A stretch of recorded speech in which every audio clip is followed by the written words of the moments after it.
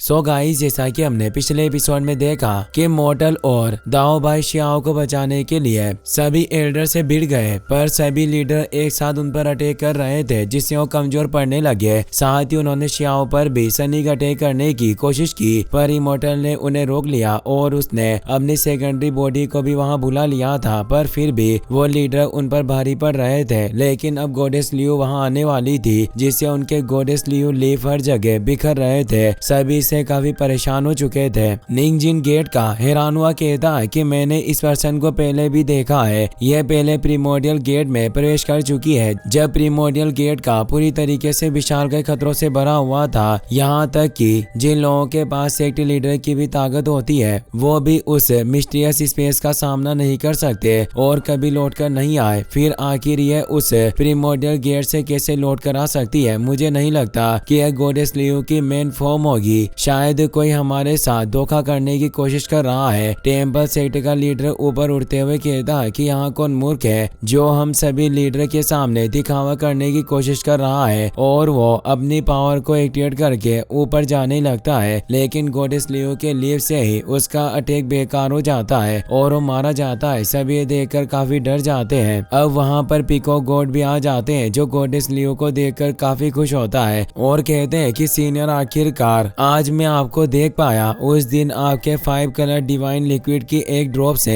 मैंने एनलाइटमेंट की फाउंडेशन प्राप्त की और आपकी इस दया को मैं कभी भी नहीं भूला। गॉडेस लियू कहती है कि जल्द ही सभी बॉर्डरलैंड अराजकता में होने वाले हैं और हर जगह जंग का धुआं फैला हुआ होगा। फिर भी तुम सभी लीडर इन आंतरिक विवादों में क्यों पड़े हुए हो? तुम सभी को अपना कदम पीछे हटा लेना चाहिए और यहाँ से चलना चाहिए। निंगजिन गेट लीडर कहता है कि प्रीमोडियल गेट से पूरे इतिहास में भले ही किसी सुप्रीम बीइंग ने प्रवेश किया हो, फिर भी उसका बचना काफी मुश्किल होगा। फिर आखिर गॉडेस लियू इसे कैसे पार कर सकती है? डार्क हडेस क्लैन का एल्डर भी कहता है कि वाकई गॉडेस लियू भी हो सकती है, क्योंकि इन लीफ की ताकत से ही टेम्पल सेक्ट लीडर मारा गया। अब वहाँ कई सारे पोर्टल ओपन होने लगते हैं और एक एक करके 7 और लीडर वहाँ जाते हैं। वो कहते हैं कि हम सभी सेक्ट अब 7 हो चुके हैं, फिर आखिर हमें इससे क्यों डरना चाहिए? आज हम इस वांग को खत्म करके रहेंगे। इसने हमारे कई सारे लीडर और डिसिबल को मारा है, इसीलिए आज हम इन्हें इनके किए की सजा देंगे। दूसरा एल्डर भी कहता है कि तुम सभी को मिलकर एक स्पेशल फॉर्मेशन को हटा देना चाहिए ताकि हम अंदर जा सके और इस शक्तिशाली दुश्मन का सामना कर सके।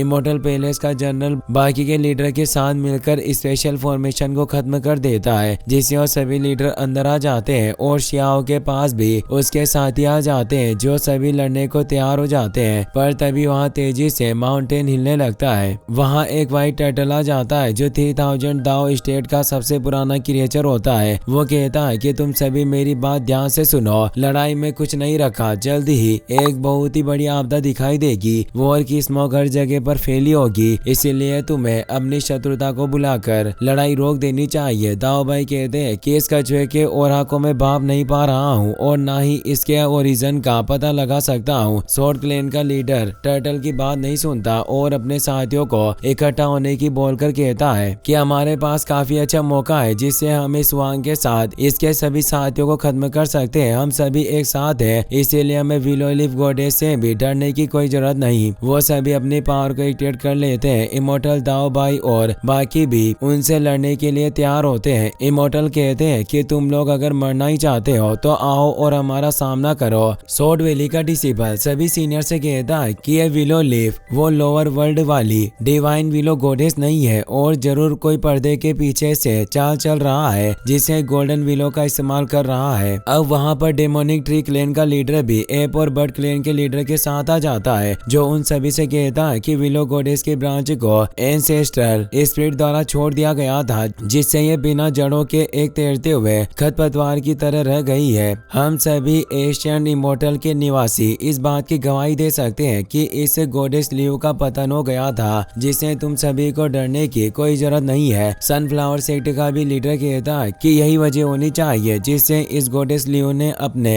असली रूप को हम सभी के सामने नहीं लाया, क्योंकि यह अब एक टूटी हुई ब्रांच के सिवा और कुछ नहीं है। इमोर्टल पैलेस का जनरल कहता है कि अगर ऐसी बात है तो हमें इस गॉडेस लियू से डरने की कोई जरूरत नहीं। हम नंबर्स के मामले में काफी सारे हैं, हम इसका सामना कर सकते लगते हैं, पर अब वहाँ पर एट आर्म्ड क्लैन के एशियन एंसेस्टर ब्यूटी क्लैन और बाकी के लीडर के साथ आ जाते हैं और वो सिल्वर डीमन ट्री क्लैन के लीडर से कहते हैं कि तुम एशियन इमोर्टल के मूल निवासी हो, फिर भी तुम बाहरी लोगों की मदद करने के लिए यहाँ चले आए और मेरे दोस्त हुआंग को मारने की कोशिश करना चाहते हो, जिसने थंडर लिक्विड की मदद से हम सभी की जान बचाई। हुआंग हमारे बेनिफैक्टर की तरह है, इसलिए हम कभी भी तुम्हें उसे बुली करने की परमिशन नहीं देंगे। शियाओ उन सभी को वहाँ देखकर हैरान था। वो सोचता है कि मैंने कभी एक्सपेक्ट नहीं किया था कि ये भी मदद के लिए एशियन इमोर्टल से भी इस बाहरी दुनिया में चले आएंगे। लगता है कि वाकई मैंने गलत लोगों की मदद नहीं की। अब वो सुप्रीम एल्डर कहता है कि तुम सभी एशियन इमोर्टल के मूल निवासी के लिए अच्छा ही होगा कि इस मामले में ना पड़ो। विलो गोडेस भी आज तुम्हारे साथ खत्म होगी और वो सभी लोगों को एक साथ उन पर अटैक करने को कहता है। शियाओ, दाओ भाई और बाकी सभी अपनी पावर को